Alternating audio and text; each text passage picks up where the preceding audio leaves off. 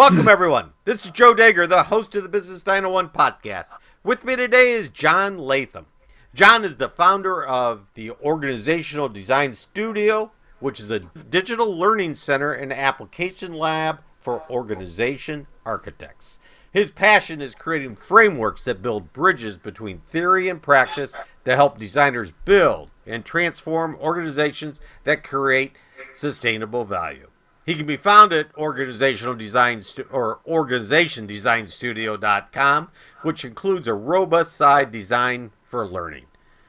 John, I guess the best place to start is thanks for being here and tell us about that organization design community. Well, thanks, Joe. It's great to be here. I love your podcast, and it's just an honor to be invited.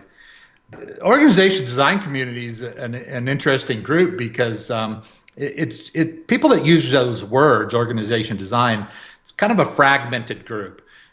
There's all kinds of people involved, and it's not really well structured and well defined. And I think part of the issue is that it's cross-disciplinary. And so anytime you have a topic that's cross-disciplinary and involves a lot of different things in an organization, there's very few real formal tracks. So the community is really a collection of leaders who are trying to change the systems in their organization or their organization, and frontline process improvement people who are redesigning some piece of the organization. So it includes them all, plus a whole lot of subject matter experts and consultants that help leaders make the changes necessary. So it's a crazy landscape, and includes just a whole lot of different people in it.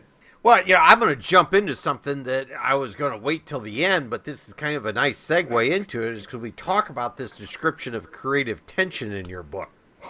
And, and here we are talking about not taking our eye off the ball and how do we continue with excellence. And I think creative tension has some merit to that whole thought process. And could you kind of start out, though you wait till the end of the book to put it in there, but well, it's really at the beginning of your book somewhat. Okay, so let's explain what creative tension is.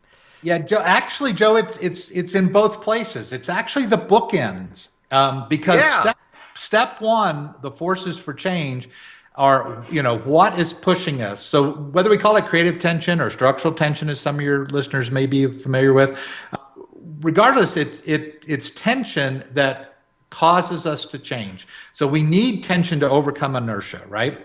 The inertia of status quo will stop us from changing anything unless we have enough force to overcome it. So part of the force that overcomes it are these dissatisfaction with the status quo, the things pushing us to change. A lot of the change leadership books talk about it as a burning platform. I think John Cotter's, that was the term he used. And it's an essential piece, but a burning platform alone, like poor customer, bad financials, regulation that's coming down on things that are making us unsatisfied, they often tell us that we're not happy, but they don't tell us which way to go to fix it. And so the other side of tension is the pulling side, which is the vision. Where do we want to go? What is the desired reality versus the current reality? And that's a pulling tension. And the combination between the pulling forces of the new place that we want to get to, the new reality, and the pushing forces, our dissatisfaction with where we currently are, has to be greater than the inertia that's keeping us from moving at all. And a guy named Richard Beckhart came up with a formula and popularized it, and the origins of that formula are actually sketchy, but he basically said that those two things have to be greater than the resistance to change, which is the status quo. And so not only do you have to have that in the beginning to get going, and so that's step one, is to understand the forces for change. And if you don't have enough forces for change, you need to create some dissatisfaction and or a better, more compelling vision so that you do have the forces for change. Otherwise, you're not going to go anywhere. Well, once you get going and you're doing all these things, you start improving. So the dissatisfaction goes down because now we're doing better along as we start improving the pieces and parts and putting all this together and making it work as a system. And so once we start improving, the tension decreases. when the tension decreases, we now no longer have enough to overcome inertia sometimes. So at the end of the book, which is where I talk about maintaining the tension, is critical to keeping the organization moving, because as soon as they're satisfied with where they are, all progress stops pretty much. Unfortunately, the world continues changing. If we're happy with where we are, we're going to get behind and start declining in performance. So it's a great point, and it's really the bookends, because without it, everything else, all bets are off. All other points are moot. If you will. So when I read the book, I'm gonna be in constant tension the whole time through, right? I have to tell you that this is a really tough sales pitch. If you're not unhappy with your organization, you have to become unhappy, and that's not what most people want to hear. They want to hear, how do I become happy? And of course, this is the recipe for becoming happy, but it's not a quick fix. I think the another key aspect is the ones that have done this well and continued on and continue to improve and redesign, and so that their organization is relevant to the current market and the current environment. Those are organizations that they take a certain amount of pride in their organization and their accomplishments, and they're satisfied and they feel fulfilled with what they've accomplished. And at the very same time, they're not completely satisfied, and they still know there's things to be done, and they want to go do those things. So they're happy with what they've done, and they look forward to the future, but they're always living and working new things in the present. And I think you emulate what you're talking about. So the Toyota Kata so well by Rother. Okay, and the lean listeners will understand this, and how Mike tries to explain tension and steps, okay, of the kata, of how to get from current state to future state. And I think this is a very similar type of concept. And not for you to explain try to explain kata or anything like that and everything, but there seems to be a lot of similarities over very popular and very useful organizational development methods. Okay, do you see that in your work? Yeah, that's a great insight, Joe. And I think what we see is oftentimes the scientific method is at the core of almost all the effective learning models I know of. And then when you couple that with other creative type processes that, like design thinking and things like that, they often can form a very complementary combination. I think scientific thinking, so often we have thought about it from a natural science experimentation perspective, which has a very deductive look and feel to it. Come up with a hypothesis, you test it, you find out how the world works. Well, the scientific method actually doesn't keep you in there. It doesn't force you to be deductive, but it does force you to test the ideas, right? Which is pretty darn important to validate stuff. What it often we forget to emphasize is, how do you come up with the hypothesis? How do you create that new solution that we think is going to work really well? And that's where I think some of the other concepts and tools and techniques from design thinking and systems thinking and things like that can be infused and used to come up with better designs. I think one of the big issues that we face with organizations is they really aren't the natural world, the natural environment. Some of the pieces and parts within organizations are the natural world and follow some immutable natural laws of science, but you have all these people that seem to come in infinite variety and don't obey the immutable natural laws of science all the time, and then you put them in groups, and so the permutations are endless. And so organizations, which some people would say really don't exist, but the organizations as we define them today, we created those. We're humans, we created these organizations, we designed them. So when we're applying scientific methods to that, we're applying it to something that doesn't exist in nature. It's something we created. So we're evaluating and gaining insights into what our own creations and how humans react to those creations. And so when we apply the scientific method, we're really trying to gain insights to the organization so that we can recreate it. We can reimagine it. We say, this isn't working exactly like we thought it should work.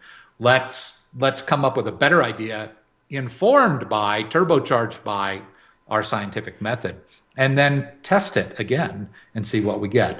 And so that whole learning loop of coming up with better ideas, testing them, and then learning from them, I think is just in the DNA of so many of the great and working improvement programs that we have and use effectively in organizations.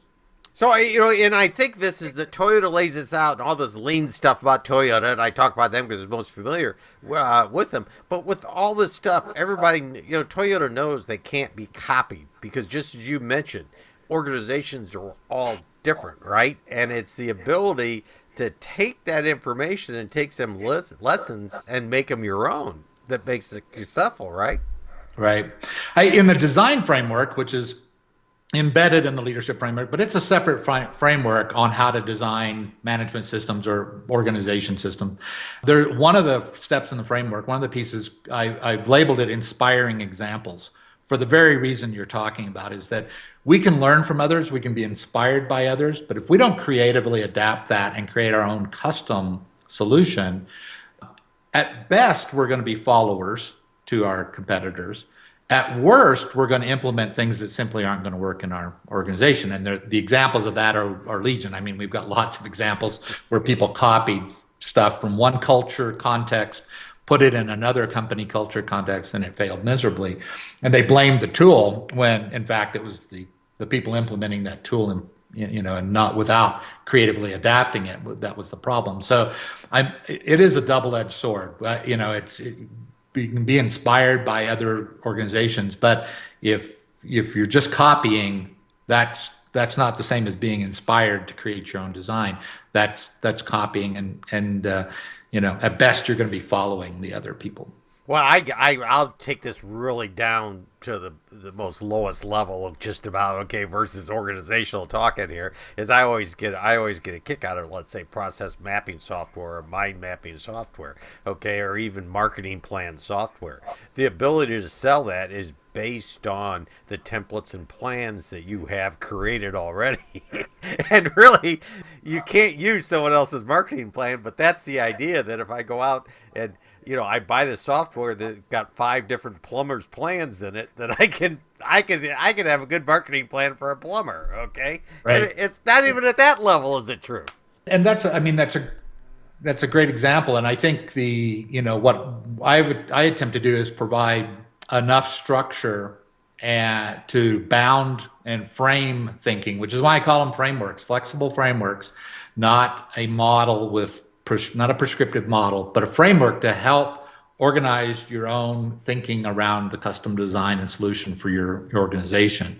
Because every organization is different.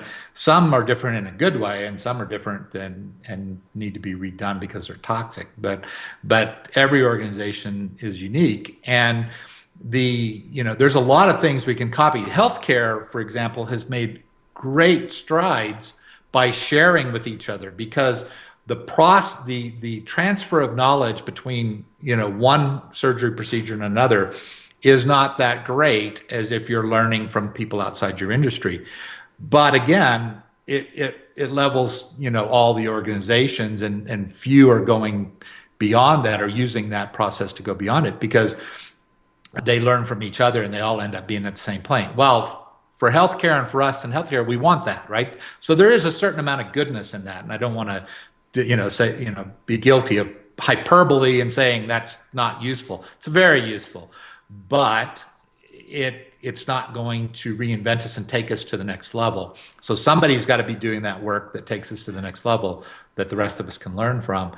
But if you're just learning from it and copying, again, you're going to follow, and that may be okay. Maybe that's what you want to do. But if you want to lead and want to create something new, then you've got to take some risk and break some molds and come up with some different solutions and test them.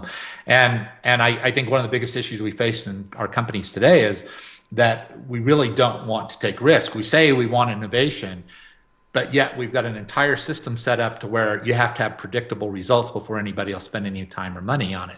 Well, if you've got predictable results, I would contend that you're not doing anything innovative. Because if we can predict the results, we already know the answer. It's not new. And so the only time you're doing innovation is when you are doing things that you really don't know. You may have an educated guess, but you really don't know what the result is going to be and how successful it's going to be. Otherwise it wouldn't be innovation. But what's the best way for someone to connect up with you? Well, the first way is organizationdesignstudio.com, and there's several ways to connect with us there. You can contact us through that site. There's several social media places where we've started putting stuff, and we're going to attempt to build a conversation and a community out there in the social media. But my direct email is john@organizationdesignstudio.com. So if you want to email me directly, I answer all my own mail. I don't even have a virtual assistant that does that. So when you hear back from me, it's me. It's really you. Huh? It's really me. John@organizationdesignstudio.com is the email. Okay. Well, I'd like to thank you very much, John. I appreciate it. This podcast will be available on Business 901 iTunes Store, the Business 901 website. So thanks, everyone, for listening. Thanks, Joe.